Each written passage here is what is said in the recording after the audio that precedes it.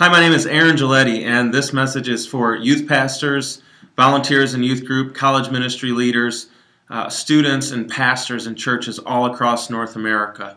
Over the next couple of days, I'm going to be sharing some free content with everyone, and this free content has the ability to help you grow your youth group or college ministry, anybody that's connecting to and serving high school students and college students by over 100 students in 3 months. I'm the founder and team leader of a student movement here near St. Louis, Missouri, and we have done just that. And we want to share this with youth pastors and leaders and volunteers around the world because in the North American church we are facing some very significant problems in youth culture, especially as it pertains to effectively creating disciples, creating leaders from youth culture, growing local youth groups and college ministries. All of those things are really huge challenges right now, and I want to add my voice to the conversation. I don't feel like I have all the answers, but what I do have is some answers that are extremely different than all that I know of the information that's out there on doing student ministry. So to begin with, just so you know a little bit about me, as I said, I grew a student movement in our first 3 months to over 100 students, and I didn't do that alone. I did that with a team. I'm not trying to take credit for that. However, within, let's see, 7 or 8 months, we were up to our 4th location, a 7,500 square foot student facility for the entire community. And there are 2 things that I want to share with you very quickly on this video, and I'll be sharing a lot of information throughout the week, but we need to come to everything else that we're going to experience this week with these 2 key ideas and understandings right at the front of our mind. And number 1 is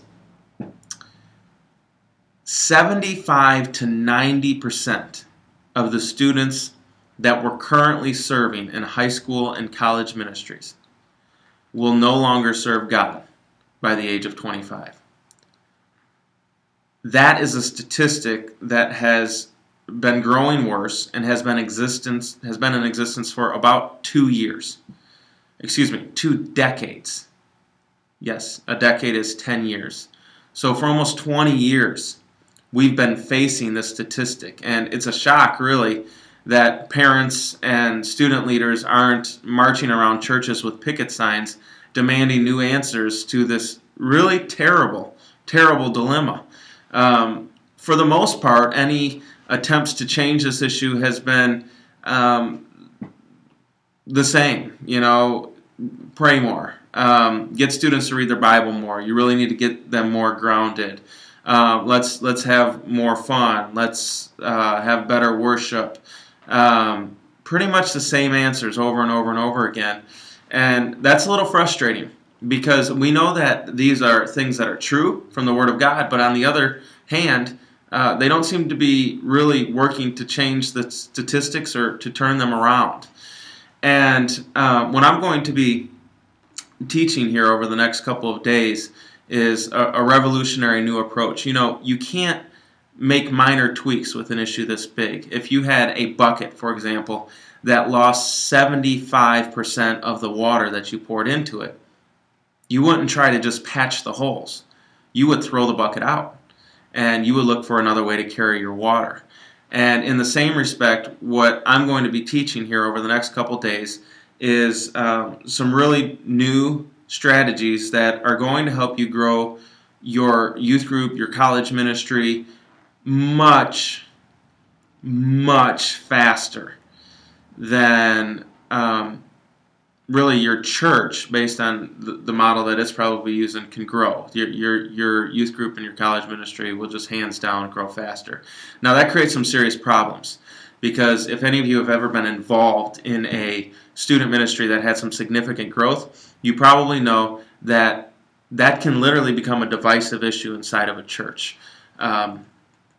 Usually when you have significant growth, and maybe that's an overstatement, in my experience usually, when you have significant growth in a youth group, that tends to create a significant generational divide. And that divide tends to stunt the growth of both generations on either side of the gap. And what I'm going to be sharing with you, I'm very cognizant of that. And I've been a youth leader in churches. I know what it is to see that generational divide. I know what happens when the war happens between the old and the young, and there's all these changes that are happening, and pastors trying to pull the reins on the youth groups so that the older generation can catch up, and the older generation is yelling at the younger generation for compromising.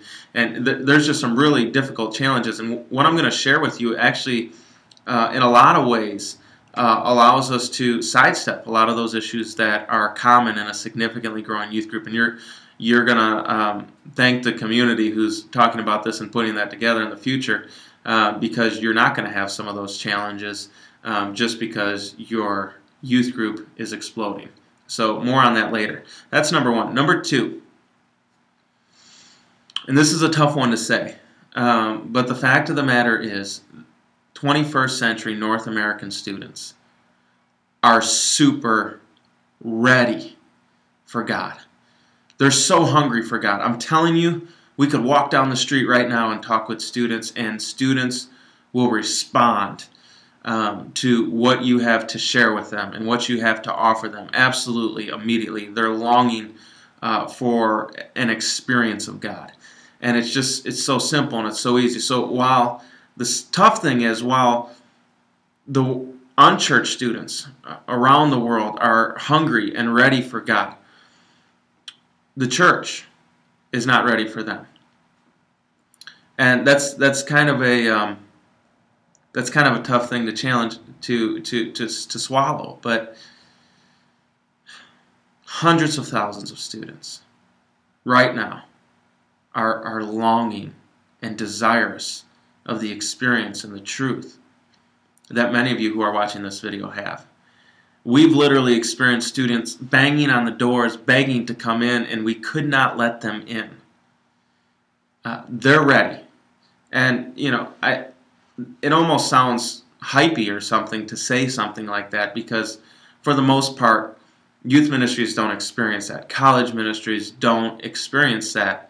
And there's some reasons for that, and we're going to get into that. And when you see these reasons, when you really take a step back and look at how it is that we're doing and what it is that we're promoting and how it is that we're promoting it, you're going to realize why it's been so difficult to have any sustainable, continuous growth, much less explosive growth in so many youth ministries around the country. As a matter of fact, mega churches around the country, this isn't any one singular denomination's problem, but mega churches around the country are having a similar problem. I mean, just because you have a church of 10 to 20,000 isn't making the youth group very big. I've been to some of these mega churches to visit, and they have youth groups of 100 to 200 students. I mean, it's just not significant, and they're not significantly involved in my experience. And I'm not trying to knock mega churches by any means.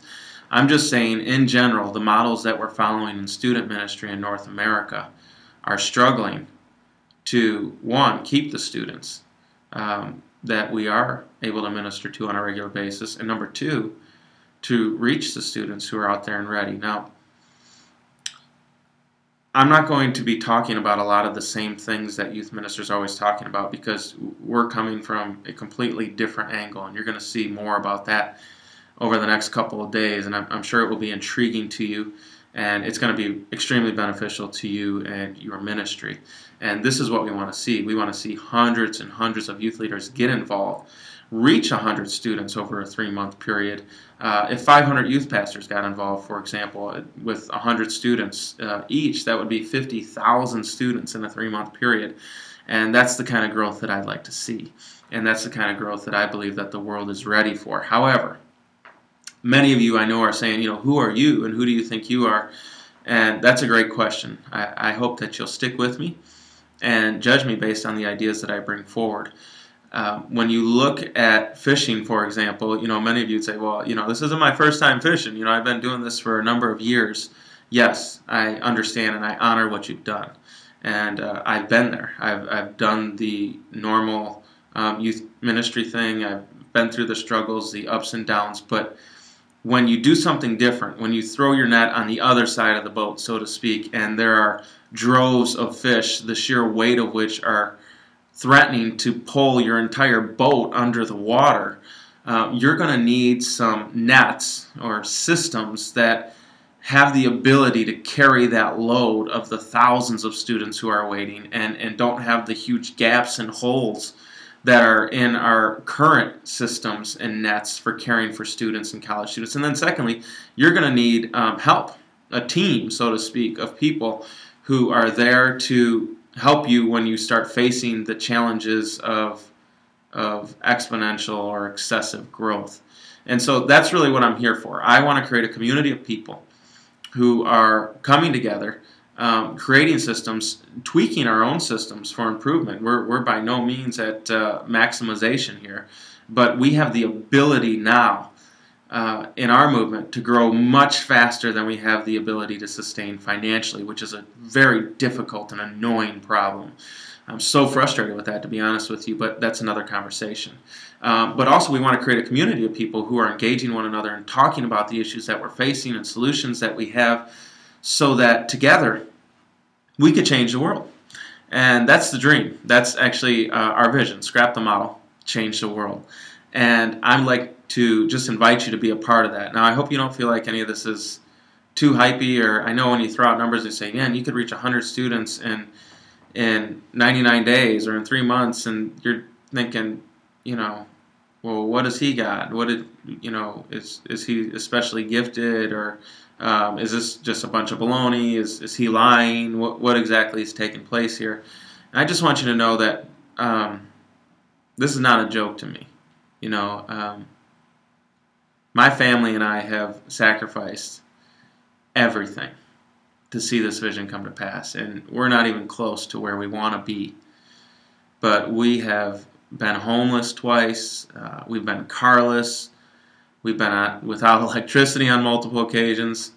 Matter of fact, one time my 2-year-old, we were out of electricity and we shot a video just to encourage ourselves and say, hey, I spoke to those students that one day that when you have a dream and a vision, it's going to cost you something, there's going to be sacrifice. And I was trying to encourage ourselves, and we lit the candles until we could figure out how to find the money to get the electricity turned on, and my 2-year-old started singing Happy Birthday. It wasn't anybody's birthday, it was just rough. Anyways, good times, not really. I just say that to say, I've been at the bottom. I've had, 2 students. I've had team members who gave up on me, and I've had the highs and the lows. And what I'm about to share with you over the next couple of days, absolutely, without a doubt, will explode your ministry there locally. And that's what I want to see. I want to see God reach an unprecedented amount of students, and I want to be there to help you do that. So in the next video, I'm going to begin the discussion of sharing the 5 most important questions every youth leader should be asking. And as I go through these questions, we're going to get a different mindset, even of the question, what does it mean to be in youth ministry or to have a college ministry? All of this terminology that we're using, we need to rethink what we're doing and how we're doing it and how we're accomplishing what God has called us to do. And I'm telling you, you're going to be asking some of these questions. You're going to be like, wow, this is really simple, but at the same time, why didn't I think of this before?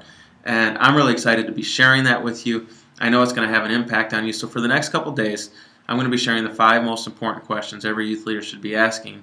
And at the end of that, just to kind of let you know, at the end of the week here, I'm going to be asking student leaders, students, pastors, people across the country to commit to being a part of this 99-day challenge, where we are going to together reach individually in our local movements, local youth groups, local ministries, over 100 students each. And we're all going to work on that together. And I'd like you to just begin to start thinking about being a part of that, because I promise you, what we're going to be talking about has the ability not only to change your youth ministry. By the way, it's going to create all kinds of new problems, and it's wonderful. But at the same time, you're going to be engaged with your student culture and your community more so than ever before. And you're not going to be alone. we're going to do it together. And I'd just like to invite you onto the journey here and be a part of the 99-day challenge. So just be thinking about that. Thanks so much for watching this video. Be on the lookout tomorrow. First video in the series. 5 questions every youth minister should be asking in order to have explosive growth and effective discipleship as never before. Thanks so much.